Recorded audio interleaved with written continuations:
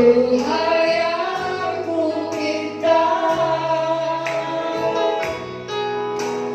menikmati baik-Mu Tuhan, lebih baik satu hari di daripada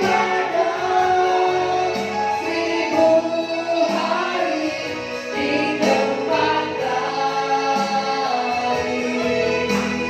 Aku memuji-Mu,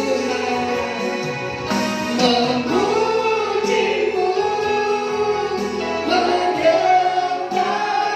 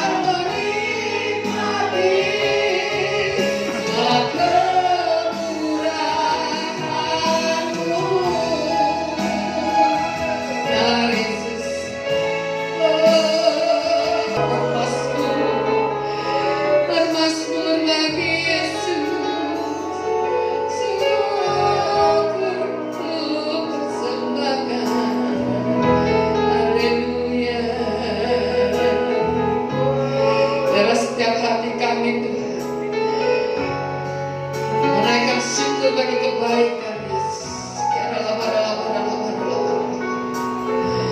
Haleluya, haleluya. Dalam hati kami Tuhan, seperti Musa yang merindukan Engkau, merindukan air yang mengalir dari kehidupan kami. Kami bertumbuh dan berbuah. Biarlah Tuhan, saatnya firman-Mu ditaburkan oleh hamba-Mu. Kami seperti Musa merindukan Engkau. Biarlah firman-Mu tertabur untuk setiap kami mendapatkan kekuatan dari Engkau Yesus, penghiburan, pemulihan yang luar biasa. Sakit penyakit kami rasakan, tapi Engkau Allah yang dapat menyembuhkan dalam nama Yesus. Pasamu dahsyat.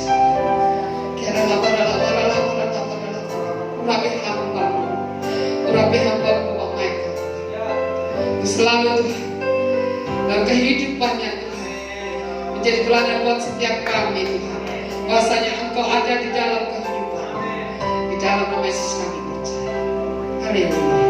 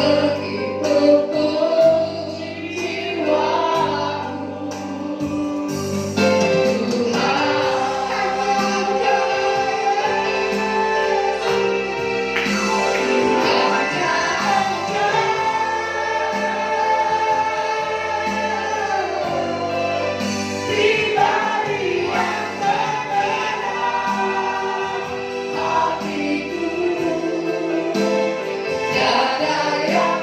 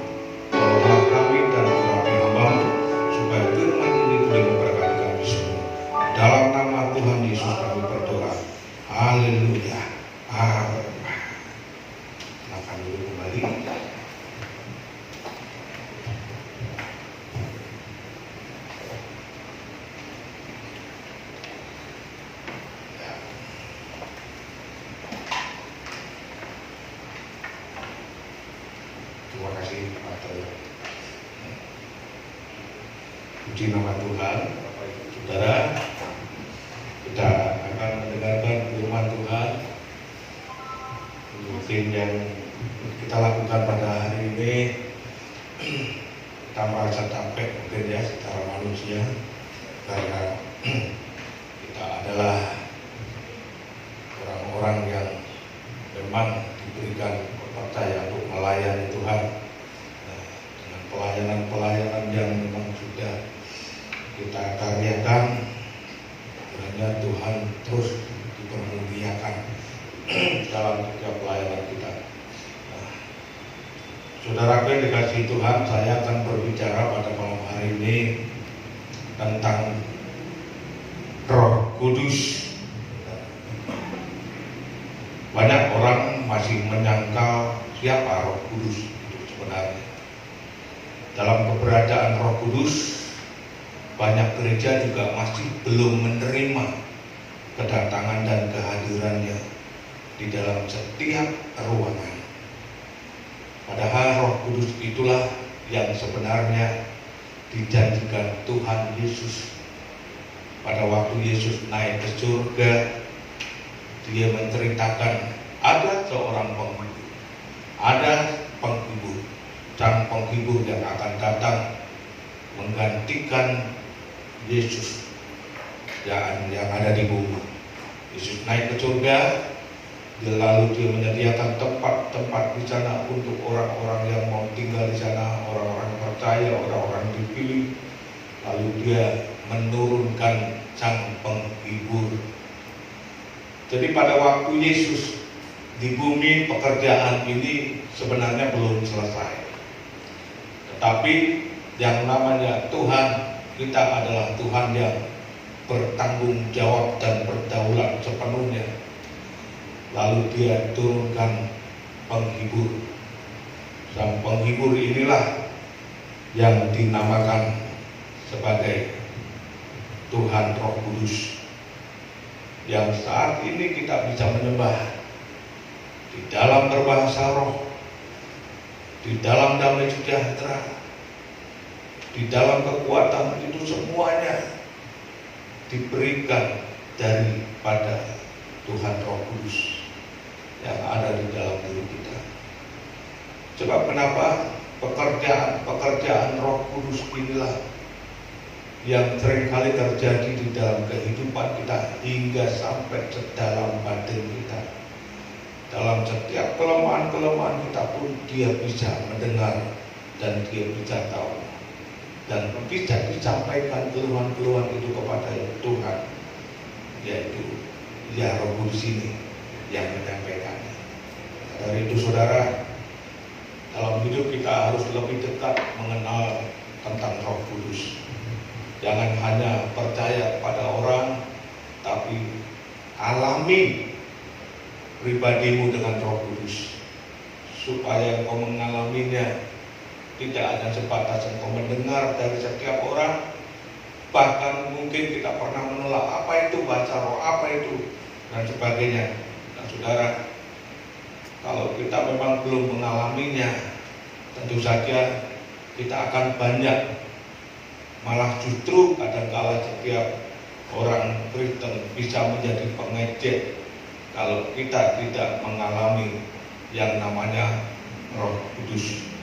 Nah, saudaraku, ini satu keindahan dalam hidup kita bila mana kita mengalami yang namanya Roh Kudus. Saudara yang dikasihi Tuhan, kapan itu Roh Kudus diberikan? Pada waktu Yesus naik ke surga, Roh Kudus diturunkan dan diterima oleh orang-orang yang mengalami hidup baru. Saudara, orang yang mengalami hidup baru, dia akan menerima yang namanya Roh Kudus. Ketika dia masuk dalam baptisan Roh Kudus, dia akan menerima itu. Dan dia masuk dalam baptisan air, dia pun juga akan dihinggapi Roh Kudus. Nah, bagaimana setiap kehidupan orang yang belum percaya, lalu dia bisa bertobat? Nah, itu adalah karya Roh Kudus yang menjamahnya, yang menjamah orang itu, sehingga orang itu bisa terbuka lalu menerima Yesus. Nah, ini sesuatu yang memang harus kita kenal di dalam pribadi kita. Roh Kudus itu adalah Tuhan yang bekerja di dalam setiap kehidupan orang-orang yang ada di dalam Yesus. Jadi dia memang sudah ada di dalam diri kita, orang percaya, lalu dia akan menolong dan menghibur dan membantu, menguatkan pada diri kita. Banyak orang Kristen, kenapa dia lebih kuat daripada orang-orang yang dunia? Ya karena Roh Kudus ini yang ada dalam diri kita. Saya akan menjelaskan dalam beberapa hal tentang Roh Kudus ini adalah Allah sendiri. Ya, Roh Kudus itu adalah Allah sendiri. Coba kita buka di dalam Ibrani pasal yang ketiga, ayat yang ke-7 sampai ayat yang ke-9.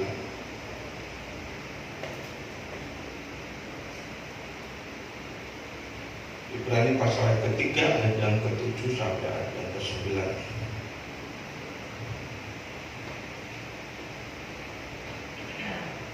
Sebab itu, seperti yang dikatakan Roh Kudus, pada hari ini jika kamu mendengar suaranya, N-nya itu besar, ya. N-nya besar, suaranya. Lalu ayat yang ke-9.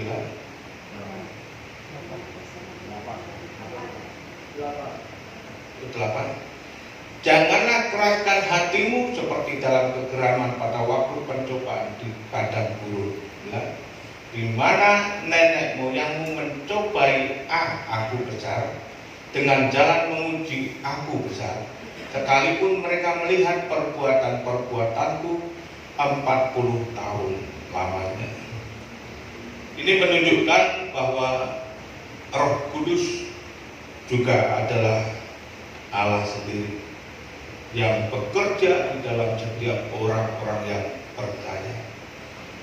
Saudara, ini penting sekali. Lalu Roh Kudus itu juga adalah Maha Tahu, ya. 1 Korintus 2 ayat 10. Coba. 1 Korintus 2 ayat 10. 1 Korintus pasal yang kedua ayat yang ke-10. 1 Korintus 2 pasal yang ke-10 Ya. ayat 10, karena kepada kita Allah telah menyatakannya oleh Roh. Ya. Sebab Roh menyelidiki segala sesuatu, bukan hal-hal yang tersembunyi, bahkan hal-hal yang tersembunyi dalam diri Allah. Ya, betul. Jadi Roh Kudus juga merupakan sebagai Allah yang Maha Tahu. Roh Kudus yang Maha Tahu, Dia menyelidiki yang paling dalam hidup kita, segala sesuatu yang ada di dalam hidup kita, bahkan hal-hal yang tersembunyi dalam diri Allah. Tidak ada hal-hal yang tersembunyi dalam diri kita, semuanya akan dibongkar oleh Roh. Kalau kita orang percaya, tentu saja kita akan mengalami yang namanya reformasi.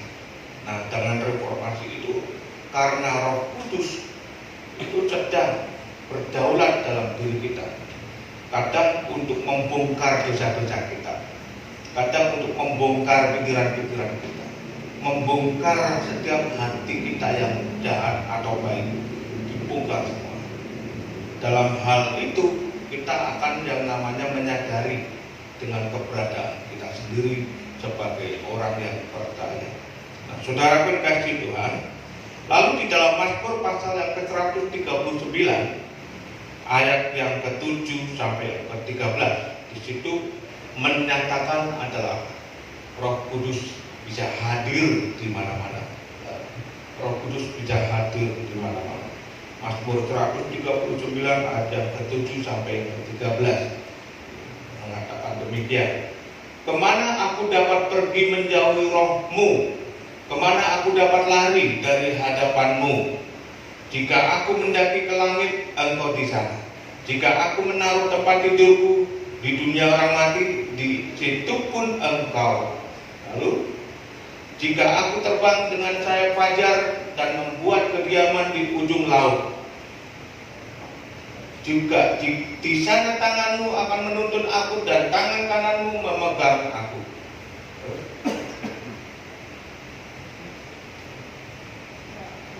Jika aku berkata biarlah kegelapan saja melingkupi aku dan terang sekelilingku menjadi malam, 12, maka kegelapan pun tidak menggelapkan bagimu dan malam menjadi terang seperti siang, kegelapan sama.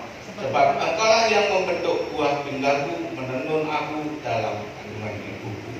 Nah, saudara, di Roh Kudus juga bisa dikatakan sebagai Allah yang maha hadir di mana-mana.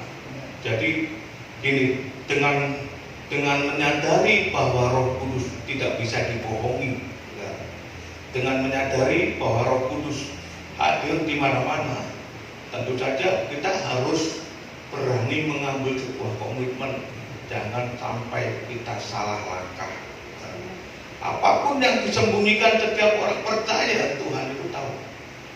Apapun yang disembunyikan dalam pikiranmu, dalam hatimu yang paling dalam, engkau berbuat jahat atau enggak, engkau telah berbuat jahat, mau sembunyi di kolong, mau sembunyi di dom, mau sembunyi di kamar mandi, Tuhan tahu. Roh Kudus itu tahu. Tidak ada yang tertutup, semua mata Tuhan itu.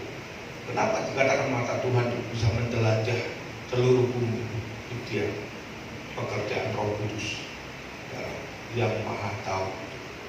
Pekerjaan Roh Kudus yang maha tahu. Saya bertanya, apakah Roh Kudus maha tahu ini juga mengetahui setiap kekurangan dan kelebihan kita? Tahu. Kekurangan ekonomi, kekurangan pekerjaan, kekurangan apa semua. lalu kita dicaci maki, kita diapa, lalu kita diam. Apakah Roh Kudus juga nggak tahu? Dia tahu. Dia tahu. Selagi kita dikecewakan, selagi kita berantem, selagi kita apa, Tuhan tahu. Roh Kudus tahu. Karena dikatakan Roh Kudus Maha tahu. Roh Kudus Maha tahu dan hadir di mana-mana, saudara, dan hadir di mana-mana. Nah, dalam keberadaan ini saya juga menyebut bahwa Roh Kudus tidak hanya dia sebagai Tuhan, tetapi dia juga sebagai pribadi. Nah, Roh Kudus sebagai pribadi, saudara, contohnya mari kita akan melihat. Yang pertama, ia mengadakan dan memberi hidup bagi orang percaya. Ya. Ayub 33 ayat yang keempat berkata demikian. Roh Allah telah membuat aku, dan nafas yang maha kuasa membuat aku hidup. Artinya di sini Roh Kudus memberikan satu pengadaan supaya setiap orang yang percaya ini bisa hidup. Bisa hidup, diberikan satu ruah yang namanya nafas kehidupan dalam setiap hidup orang percaya. Maka dari itu saudara, pengenalan akan Roh Kudus jangan main-main. Saudara, ini merupakan satu pengenalan di mana kita mengenal siapa yang memberi kita hidup di dalam diri kita. Tuhan tanamkan Roh Kudus dalam diri kita untuk kita bisa hidup di dalam kehidupan yang kita selama ini ada. Saudara, Ia mengadakan dan memberikan hidup dalam setiap kehidupan kita. Dia memberikan satu kekuatan dalam hidup kita supaya kita tetap tegar, kita tetap kuat. Roh Kudus inilah yang bekerja dalam hidup kita. Dia menunjukkan jalan buat kita di mana jalan itu lagi buntu dalam hidup kita. Roh Kudus membukakan jalan. Dalam hal membukakan jalan, saudara, kita bisa tidak lagi yang namanya buntu dalam sebuah pekerjaan, dalam sebuah usaha. Roh Kudus menolong saudara. Percayalah, memang kita mengandalkan dalam nama Tuhan Yesus, tetapi kita juga jangan lupa Roh Kudus harus kita miliki. Kita harus dekatkan diri kita pada Tuhan. Saudara, banyak orang yang mengatakan, terus bagaimana kita kalau mengenal dengan Roh Kudus begitu tegak? Ya mungkin kita akan bisa, salah satu contohnya bisa dalam berbahasa roh. Mungkin kita akan bisa mengalami kekuatan rohani yang begitu hebat. Nah, dalam bahasa roh ini tujuannya untuk membangun pada diri kita supaya kita ini terhibur. Kita ini juga menjadi satu bangunan yang kokoh, kuat pada diri kita. Dan mungkin tidak bisa membangun bagi orang lain, tapi pada diri kita Tuhan sudah persiapkan. Dalam setiap kali saya sedang menyanyi gitu, menyembah Tuhan, penyembahan, saya kadang tiba-tiba lalu ada bahasa roh yang saya ucapkan di situ.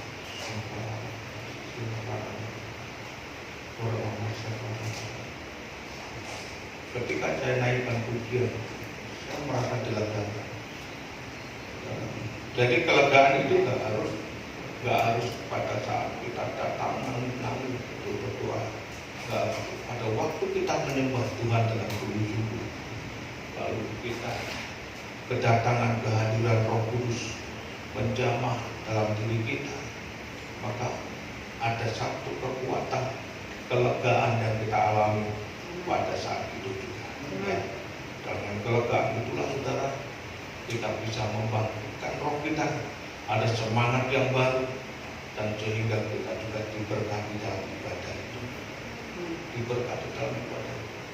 Nah, kalau kita senantiasa dalam ibadah itu, kita nggak pernah menyadari yang seringkali kita fokuskan pada di sebuah HP, ya kita nggak dapat apa-apa.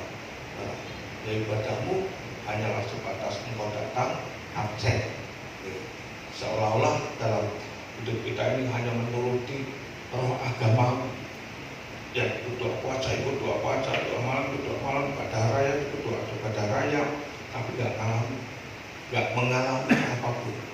Nah, dari situ saudara, kita memang harus mendekatkan diri dan memohon Roh Kudus itu setiap kali kita ibadah memuji Tuhan bisa menjamah kita, ya, bisa menjamah kita. Lalu bukan berarti kita dijamah oleh robat gitu selamanya, bukan. Ya, tapi dijamah, kita diberi kekuatan, kelembagaan muncul dari datangnya kita memuji Tuhan. Jika itu saudara sudah saudara pada waktu itu tiba-tiba saudara bisa berbahasa roh, ya puji Tuhan. Karena bahasa roh itu tidak bisa diajarkan, saudara. Bahasa roh itu tidak bisa diajarkan. Mungkin saudara nggak bisa baca roh, lalu saya ngajarkan, ayo katakan haleluya 100 kali dengan cepat, haleluya, haleluya, haleluya, nggak bisa. Nah, bahasa roh itu timbul ketika saudara akan dijamah Tuhan, saudara dijamah Roh Kudus, dan Roh Kudus itu akan memunculkan dan memakai saudara dengan kata-kata dalam bahasa roh. Itu. Tapi kalau dalam diri kita mulai sudah nggak percaya dengan Roh Kudus, apa itu Roh Kudus dan baik, tanpa mengenal Roh Kudus dengan baik, saudara nggak akan mendapatkan jamaah Tuhan, nggak akan mendapatkan saudara dalam segi apapun saudara memberi persembahan, saudara nggak akan dapatkan jamaah Roh Kudus. Memberikan pujian hanya biasa-biasa saja, nggak akan mengalami jamaah.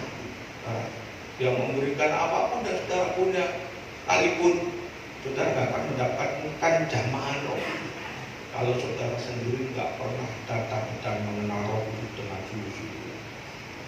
Ini yang perlu kita perhatikan, ya, saudara, dalam hidup orang Kristen yang sebenarnya adalah Roh Kudus ini yang bekerja di dalam diri kita. Tuhan Yesus sudah berpesan, aku akan memberikan Roh penolong, penghibur, menggantikan pekerjaan Yesus di bumi. Pekerjaan Yesus di bumi, Yesus kan sudah naik. Nah, digantikan pekerjaan Yesus di bumi ini, Roh Kudus ini yang diutus untuk dapat pulih kita mengalami perbaikan Tuhan. Kenapa banyak mujizat yang terjadi di banyak gereja? Banyak orang mengalami mujizat. Sebenarnya itu dijamah Roh Kudus, saudara. Roh Kudus itu yang menjamah dan memberikan kesembuhan itu. Tapi di dalam kesembuhan itu harus menyebut dalam nama Yesus. Tapi karyanya adalah karya Roh Kudus. Roh Kudus itu sudah dalam perjanjian lama sudah bekerja. Dalam Kejadian 1 sekarang waktu itu dunia masih gelap, Roh melayang-layang, Roh Tuhan melayang-layang, ya, di atas permukaan laut. Nah, di situ Roh Tuhan sudah mulai melayang-layang.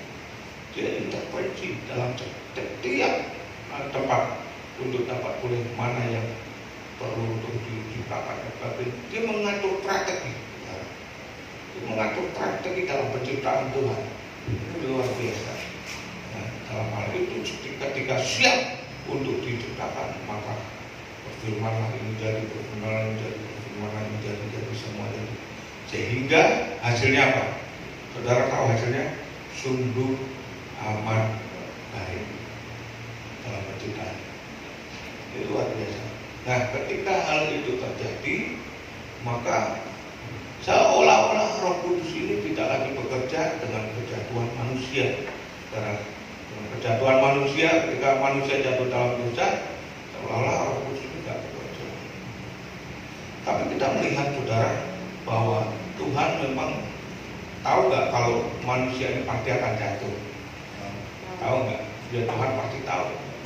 Kenapa kok pada waktu Tuhan tahu kok nggak dicegah aja supaya manusia nggak jatuh? Nah, saudara.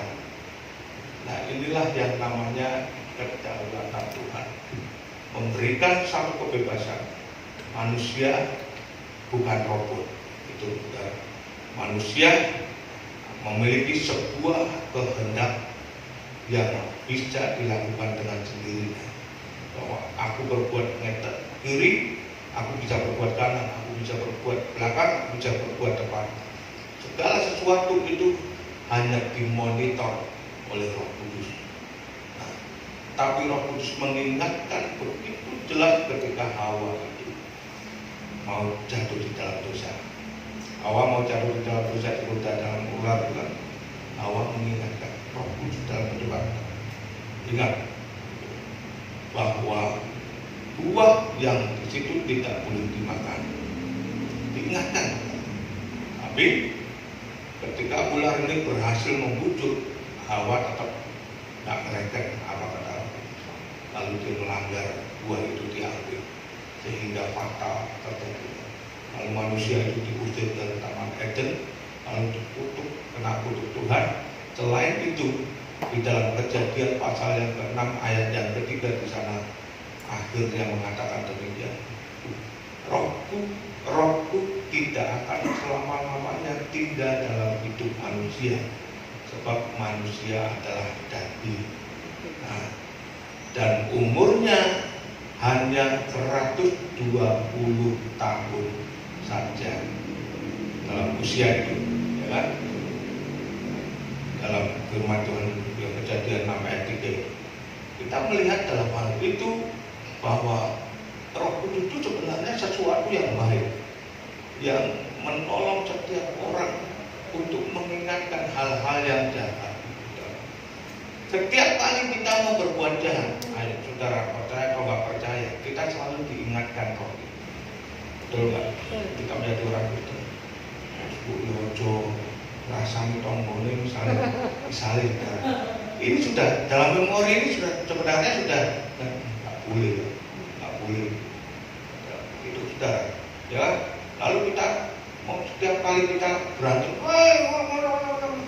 sadar ngapa yuk, nggak perlu rumah yuk, nggak berantem dulu, nggak ada artinya. Kita sebenarnya manusia pilihan, sudah. Kita bisa diingatkan sesuatu yang baik. Nah, ini adalah pekerjaan Roh Kudus yang ada dalam diri kita. Dan pekerjaan Roh Kudus yang ada dalam diri kita. Kita diingatkan, ya nggak boleh aneh-aneh, itu juga diingatkan sebelum kita melakukan. Terkadang anehnya, saudara, kita mau melakukan apapun, itu Roh Kudus itu selalu berbicara sebelum kita melakukan. Selalu berbicara sebelum kita melakukan. Hanya manusia ini ngomong. Jadi manusia ini kadang-kala suka ngereken. Nah, kenapa manusia kok bisa sampai nggak ngereken ngomong? Karena kurang pengenalan dengan Roh Kudus. Kurang pengenalan itu juga bahaya. Saudara kurang pengenalan dengan saya, mungkin saudara di jalan saudara lalu berantem sama orang bapak. Ada saya, saudara juga mau minta tolong sama saya sungkan. Kalau bukan nggak kenal, gitu ya kan? Nah, ibarat seperti itu. Nah, kalau saudara kenal dengan saya, saudara berantem sama tukang becak, saya tahu itu tadi berantem sama tukang becak. Kenapa? Tidak ada apa-apa, saya jelaskan. Saya bisa mendukung kalau tadi ini juga jalan yang benar. Saya dukung. Seperti itu. Itu namanya yang pengenalan kita bisa mengenal.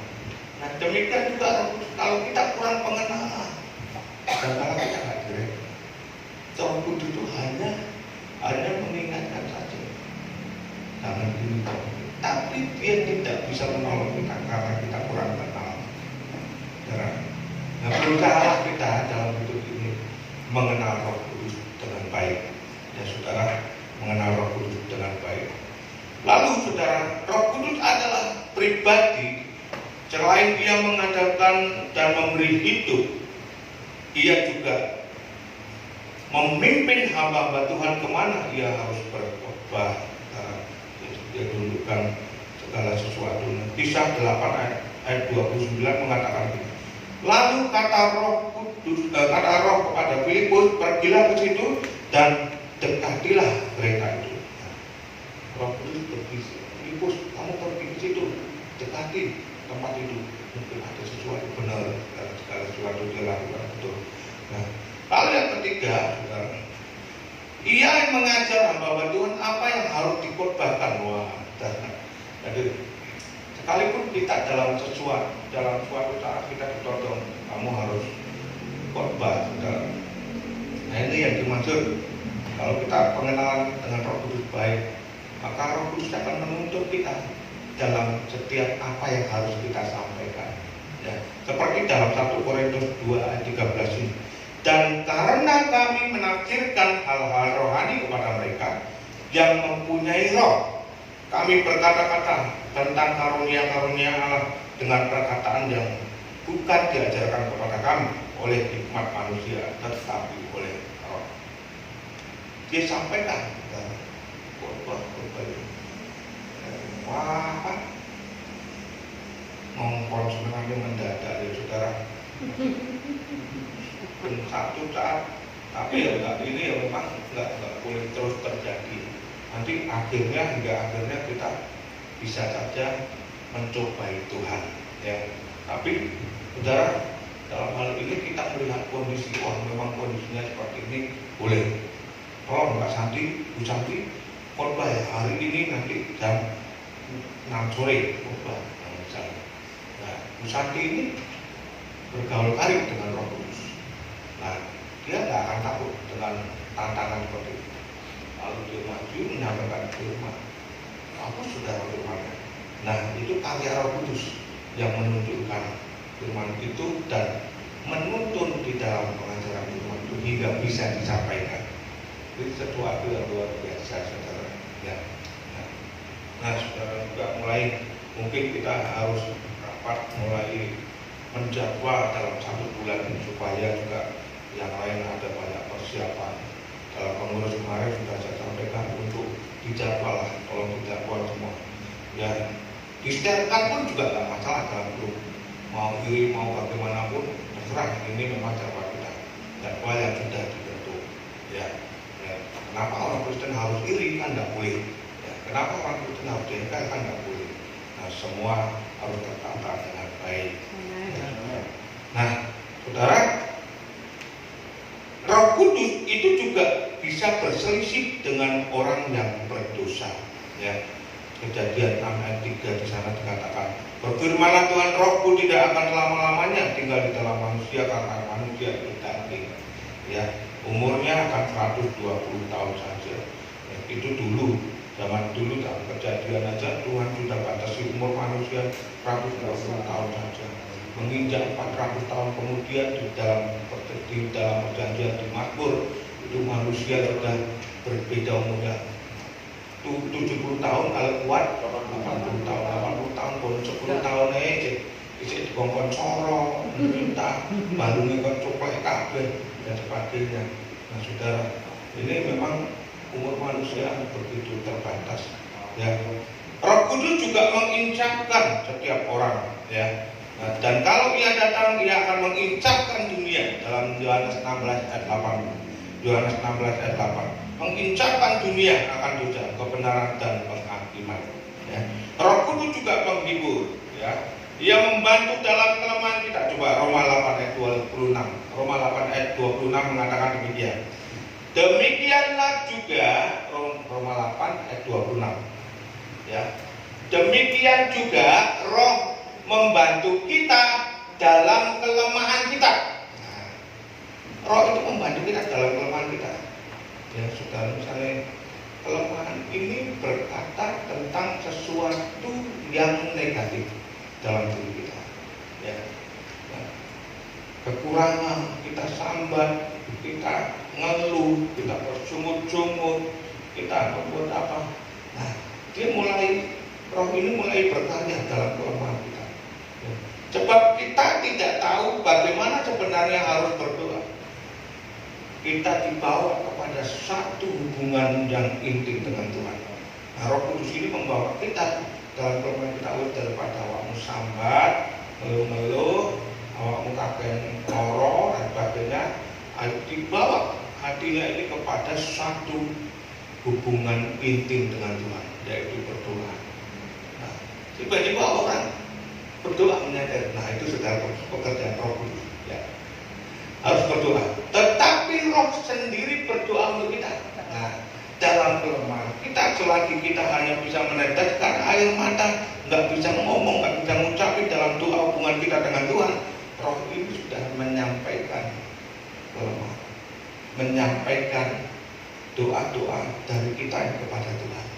Tuhan, mekel dulu Tuhan, kakek sambat, nangis, apa sebagainya, sakno Tuhan. Sini mungkin juga mikir sing kakek, apa segalanya. Ini Tuhan, mekel tolong Tuhan. Ini Roh Kudus yang menyampaikan, saudara. Tapi Roh itu sendiri berdoa untuk kita kepada Tuhan dengan keluhan-keluhan yang tak terucapkan. Kita nggak ngomong, tapi di dalam Roh itu ucapkan. Tuhan, Pak Andri ini narik rono rene, belum ada penumpang Tuhan. Tolong kasih penumpang sing nyantol nang HP. Tuhan sampaikan, Pak. Tuhan sampaikan. Hebatnya Roh Kudus sebenarnya. Apakah sampai sekarang ini kita menyadari bahwa terbanyak waktu-waktu yang bekerja dalam diri kita adalah Roh Kudus? Karena kita tidak menyadari itu. Kita tidak menyadari. Kita Tuhan, tapi saudara, Roh Kudus yang sebenarnya bekerja lebih banyak dalam diri saudara dan saya. Maka dari itu jangan jaim untuk kita bisa menyembah Tuhan, menyembah dalam roh dan kebenaran. Jangan gengsi, jangan merasa kamu dewasa rohani sehingga engkau melupakan dalam hubunganmu dengan Roh Kudus. Penting sekali saudara untuk kita lakukan. Cobalah saudara alami sendiri lawatan Roh Kudus pada diri kita, supaya dia bisa memimpin kita di dalam setiap kehidupan kita menjadi kehidupan yang diberkati Tuhan. Dia bisa mengajar segala sesuatu yang kita tidak tahu apa yang harus kita lakukan. Dia mengajarkan semua itu apa yang bisa kita lakukan. Nah, saudara, percayalah dengan pimpinan Roh Kudus, Tuhan pun juga berkenan.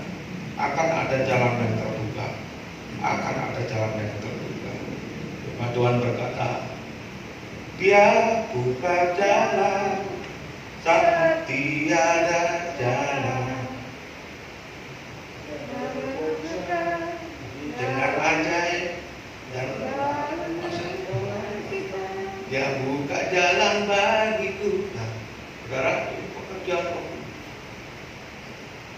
Tanpa kita menyadari saudara, banyak hal kita hanya terpaut pada satu ajaran, tetapi darah Roh Kudus lebih bisa menuntun dalam setiap kehidupan kita. Untuk kita bisa merasakan berkat-berkat ilahi yang Roh Kudus tanamkan dalam diri kita. Mau saudara kita dekat dengan Roh Kudus? Mau saudara? Amin. Roh Kudus ini sudah ada dalam diri kita. Kita orang percaya, kita tahu bahwa Roh ini sudah ada dalam diri kita. Kita tinggal bergaul Andri dalam menyetir mobil, memuji Tuhan, mungkin menyanyikan sebuah pujian, lalu untuk menyembah Tuhan. Oh, lama sahabat. Tapi juga matamu fokus tuh. Jangan. Tuhan, Roh Kudus ini berkarya menuntun dalam hidup. Selain itu kan ada kelegaan, ada perasaan tapi ada satu kehangatan pada diri luar biasa. Perasaan damai sejahtera. Nah, kali itu kepada penumpang, wah bisa jadi Bapak Andri pakai Tuhan. Ada penumpang, aku Pak Andri itu ayo Injil gitu, bilang Injil. Dengan lancarkan Tuhan Roh Kudus yang menuntun pasti tidak akan terjadi apa-apa. Bila kamu percaya, Pak Baptis disuruh di kali ini. Luar biasa. Oke, mari Pak Bini mohon untuk memainkan musiknya.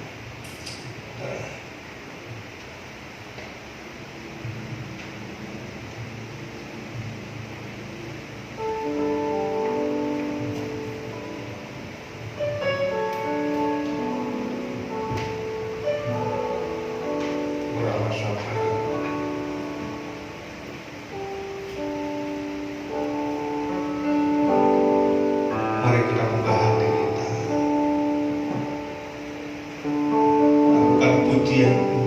dalam pujian ini dengan sungguh-sungguh.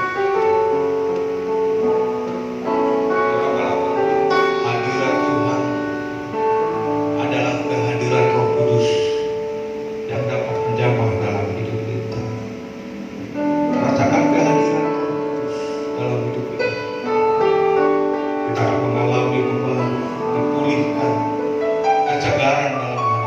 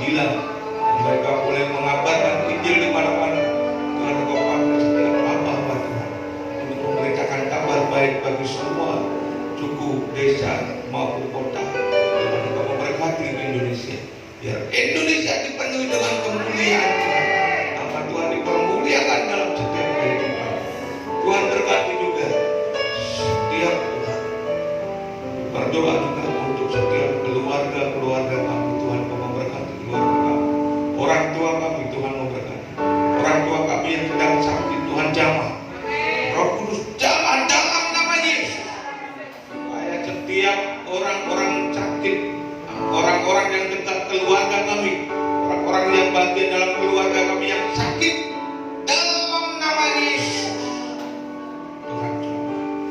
Tuhan sembuhkan. Roh Kudus beri kelegaan dalam setiap kehidupan mereka. Dan juga kami berdoa untuk pekerjaan-pekerjaan yang kami lakukan. Tuhan Roh Kudus jamah pekerjaan-pekerjaan yang kami perbuat, pekerjaan apapun Tuhan yang di mana kami beri kepercayaan untuk bekerja. Roh Kudus coba memberkati kami dalam pekerjaan ini, dan dalam pekerjaan ini juga boleh mendatangkan berkat dalam setiap kehidupan kami. Kami boleh bekerja, kami boleh melayani Tuhan, dan segala pekerjaan yang kami lakukan boleh senantiasa Roh Kudus tuntun supaya kami betul-betul diberkati dalam setiap pimpinan Roh Kudus dalam pekerjaan kami. Berkati pekerjaan kami Tuhan, berkati keluarga kami, istri, suami, anak-anak kami Tuhan, dan segala sesuatu yang kami lakukan dalam usaha, dalam pelayanan, Tuhan juga memberkati. Jemaat yang tidak hadir yang saat ini juga Tuhan mungkin sedang sakit, mungkin sedang bepergian, mereka juga mungkin sedang ada pertemuan keluarga. Tuhan Yesus engkau tolong. Yang sakit Roh Kudus engkau jamah, Tuhan sembuhkan dalam nama Yesus. Sakit apapun Tuhan jamah dalam nama Yesus, Tuhan sembuhkan. Dan juga yang sedang bekerja, Tuhan berkati pekerjaannya. Yang sedang kumpul dengan keluarga, Tuhan berkati keluarganya. Mereka yang dalam pelayanan, Tuhan juga memberkati. Terima kasih Tuhan. Kami bersyukur atas anugerah-Mu yang melimpah-limpah dalam setiap hidup kami. Terpujilah nama-Mu Tuhan Yesus. Kami berdoa pada saat malam hari ini Tuhan, Kau memberkati setiap kegiatan GGB Harvest Ministry.